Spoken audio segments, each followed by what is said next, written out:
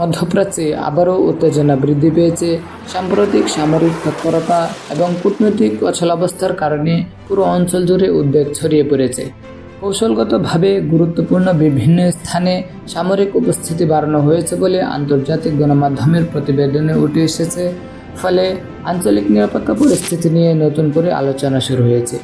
স্থানীয় সূত্রগুলো জানিয়েছে, বেশ কয়েকটি এলাকায় সতর্কতা জারি করা হয়েছে এবং নিরাপত্তা বাহিনীকে উচ্চ সতর্ক অবস্থায় রাখা হয়েছে।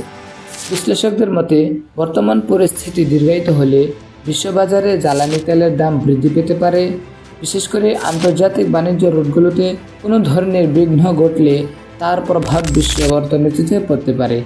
এদিকে বিভিন্ন দেশ সংযম প্রদর্শনের আহ্বান জানিয়েছে এবং উত্তেজনা কমাতে কূটনৈতিক প্রচেষ্টা অব্যাহত রেখেছে।